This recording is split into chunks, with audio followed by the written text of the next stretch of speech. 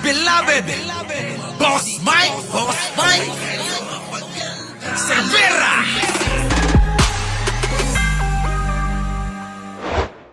Sabog-sabog na yung DDS eh. Oo, sabog-sabog na ho sila. Ay, di ba ho? Kita nyo, ha? Kita nyo. Eto, si Rocky sumusuko na eh, di ba? Pakita lang ho natin ha. Oh. Umuwi na lang ako ng Pilipinas Hmm. at Pakinggan nyo. mas mabuti pa sigurong umuwi na lang ako ng Pilipinas Hmm. at kahit pa paano, labanan ng Marcos administration sa loob ng kulungan.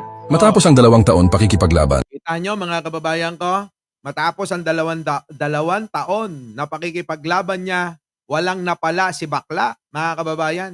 Wala. pinag-iisipan na umano ni former spokes Harry Roque ang pag-uwi ng Pilipinas at paglaban kay Marcos Jr. kahit mula sa Ang kulungan. remedyo para siya ay mapalaya. Nakasalalay po yan sa legal na proseso at kung hindi po makukuha yan sa legal na proseso sa ICC, Aha. gumamit ng ibang legal na proseso. At yun naman aking munumungkahi na hindi na pagbibigyan ng pamilya. Nasa Yan, 'di ba? Sinabi ko nga sa inyo, ako yata unang nagtalakay nito eh. 'Di ba? Na etong si Rocky talaga malaki na tampo sa mga Duterte. Ay, sabi ko nga sa inyo, wag na ho kayo magtaka, sa mga susunod na panahon mga kababayan, si Roque, iba na yung pinuputak-putak niya. 'Di ba? Ganun ho. Oo, tuloy. kanila po yan. Pamilya po sila. Hindi po tayo matitinag sa pagbibigay ng suhestyon. Bagamat tao rin po, no, dumarating sa punto na parang ayaw mo na magbigay ng suhestyon kung talaga namang hindi ka napapakinggan. No, kita nyo? Oh, pasensya na daw, tao lang siya. Bakla pa. Oh, 'di ba? Na sumasama rin naman daw ang loob niya kapag ka hindi pinapakinggan yung suhestyon niya. 'Di ba? Yan ho eh, mga kababayan eh. Oh, kaya ho mga kababayan, eto hong mga kampo ng mga DDS ay wala na ho. Tama ho ang mga sinabi ni lahat ni General Torre na talagang hukay-hukay na lang ng propaganda. Wala na ho silang bala.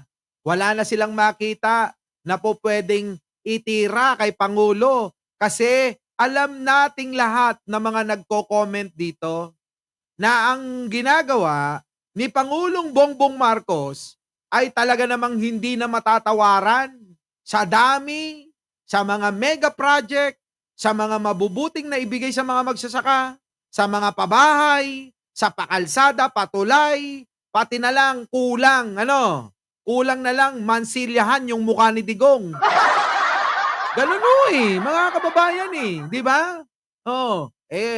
Kulang na lang mga kababayan, pati yung mukha ni Sara ipa-renovate ni Pangulo eh. Para may makita na may pagbabago eh. Boundary at quota. Hindi nga boundary at quota eh. Meron pang bonus eh. Hindi pa ho natatapos ang termino ni Pangulong Bongbong Marcos. Pero ho mga kababayan ko, si Pangulong Bongbong Marcos, kita nyo, tuloy-tuloy pa rin. Kahit na napakarami nang nagawa eh. Tuloy. Pasensya na po, tao lang po. Iyan po ang aking damdamin. No? At nag-iisip At kita nyo, nagbibigay na siya ng kanyang sentimento. Masama ang loob neto. Masama ang loob ni Roque sa mga Duterte, Olive Macapagal, di ba? Masama loob, mga kababayan. Yan ho ang katotohanan. Kaya ho mga kababayan, eto maaaring in denial pa si Roque. Pero alam niya na talagang maganda ang ginagawa ng gobyerno ni Pangulo. Oo. In denial stage pa yan. Kaya pag eto umuwi, baka magbago ng isip niyan. Uulitin ko lang sa mga DDS, paghandaan nyo si Roque. Dahil baka yan na ang kasunod na makakabangga ninyo. Oo. Di ba? Kapwa DDS, banggaan dito, banggaan doon. Pero excited ako na ang makakabangga nyo ay etong nandito na kamukha ni Doraemon. Di ba? Mga kababayan, yan ang excited ako, Karuba, na ang makabangga nila etong nandito. Kamukha ni Doraemon. Di ba? Oh, yan ho. Oh, tuloy. Ito na. Isip na nga po ako kung mas mabuti pa sigurong umuwi na ako ng Pilipinas Nako. at kahit pa paano, labanan ng Marcos administration sa loob ng kulungan. Kasi sa mga pangyayari po dito sa Tatay Digong sa Dahig, hindi ko naman po maatim. Ang putik na yan, hindi daw niya maatim. Alam niyo po ba mga kababayan, nagkaroon ng event dyan sa Dahig? Hindi ba kayo nagtataka? Ha? Si Akla, hindi nagpakita? Hindi niyo alam ano? Ito, chichika ko na sa inyo. Nagkaroon ho ng event dyan sa Dahig noong nakarang araw. Alam niyo po ba mga kababayan, ang mga bisita doon, nandun si Robin, pati buong pamilya, pati mga anak. Oo, dumalo. Buong pamilya ni Robin Padilla, nando doon.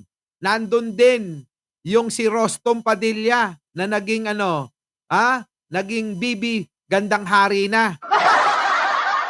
Nandun din mga kababayan. Idol na idol ko yung si Rostom noon sa Mista eh. Pinapanood ko eh. Gwapong-gwapo. Tapos nakikipagsuntukan, nakikipagtagaan. Saan? Doon sa palabas na Mista. Tapos bigla-bigla na lang mga kababayan. Nako! Bigla na lang naging kapanalig ni Roque. Iba pala ang gusto eh. Di ba? Yun. Ang dami, di ba? Ang daming mga nagpunta ron. Hindi ba kayo nagtataka? Si Roque, wala siya. Di ba? Wala. Si Roque, mga kababayan. Oo. Dating Mista, naging Mistisa. Macho siya noon. Ano na ngayon? Macho na ngayon ang gusto. Iba, no? Mga kababayan. So ngayon, wala si Roque doon sa parali ni Alpotera. Oo, di ba? Ngayon, nandoon sila, si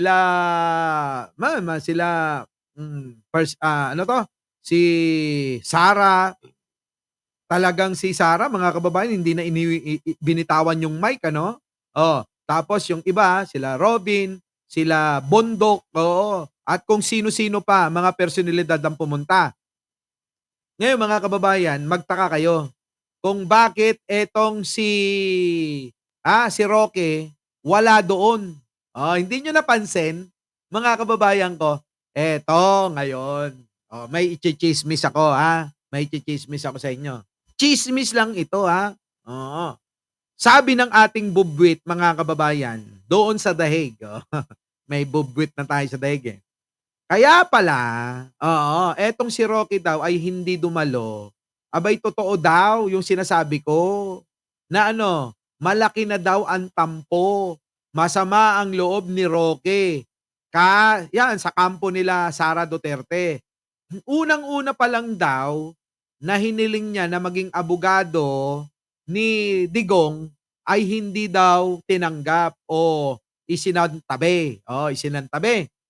Yung pala mga kababayan, kasi nga daw, dahil nga daw yung pong katwiran na yung pagpepresenta niya bilang abogado ni Digong dyan sa Dahig, gagamitin niya lang daw para sa sarili. Alam daw ni Buday yun. Kaya isinantabi ito. Ibig sabihin, pahiya. Ngayon, marami daw ginagawang mga suggestion na sinasabi si Roque, pero daw mga kababayan, wala daw, hindi daw inaaksyonan. Kaya ngayon, si Akla, ayan, nagmumukmuk.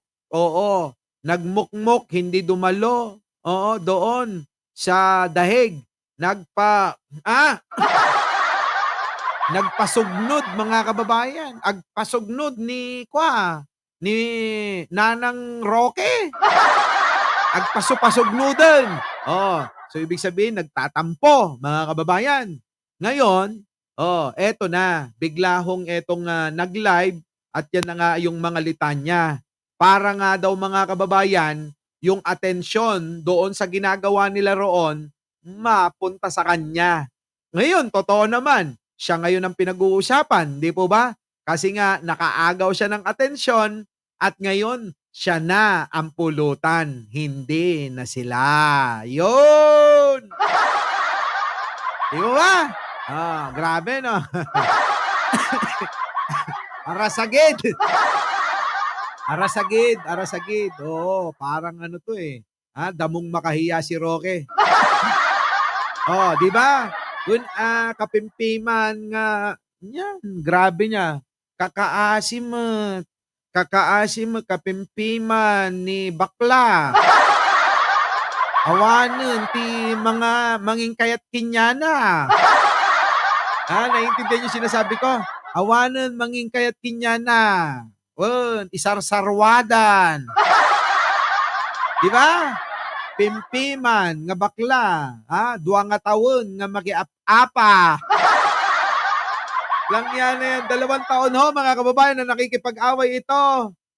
Para ipagtanggol si Digonyo. Ngayon po, eto na mga kababayan, para pong isang basahan na tulad ng wig niyan, na tila ba hindi na ho napapaliguan. At ngayon mga kababayan, kalunos-lunos ang sinapit niya sa kampo ng mga Duterte. Tandaan nyo yan. Oo. Sa mga DDS dyan, darating ang panahon, kung ano ang nararamdaman ni Roque, ganun din ang mararamdaman nyo. At saka nyo na lang masasabi na tama kami rito. Osto, takunak! Tuloy! Urin lang si Tatay Digong habang nakakulong at walang nangyayari. Hindi po tayo nagkulang sa pagbibigay ng suhestyon, kaya lang po hindi po tayo ang nagdedesisyon para kay Tatay Digong. So, ganyan pong ka-frustrated ako at iniisip. Ganyan po ako ka-frustrated ako, Eka. Frustrated mga kababayan, bigong-bigo. Oo. Po. Bigong-bigo. Oo. Balik PBBM si Akla. Diba? Joel Q. Yan. Kalunos-lunos. Kalunos-lunos talaga. Parang gunggunam ko na damat. Sige, ito na. Kung nga, siguro mas mabuting labanan na yung aking walang saysay na kaso sa Pilipinas at labanan si Marcos dyan sa Pilipinas muli. Dahil kayo namang mga Pilipino, ano ba yan? 2 taon na ako nagsasalita, nagwawakwak dyan sa Marcos ngayon na nagsasabi na wala nang dahilan para magpatuloy pang mamuno ang tao na wala sa tamang pag-iisip. Wala namang gumagalaw dyan sa Pilipinas. Wala talagang gagalaw. Masaya kami lahat dito eh. Alam mo ba, Roque? Kahit na baha ang kabuong Maynila, kahit baha ang buong Maynila, ang mga tao tuwan-tuwa. Ini-enjoy na lang nila. Nagsuswimming pa yung iba. Oo. Kita nyo mga kababayan ko, ang mga Pilipino, tandaan nyo, masiyahin tayo. Nagiging malungkutin at tayo ay laging galit dahil sa mga Duterte. Tandaan nyo yan. Kaya kayo, makinig kayo mga DDS.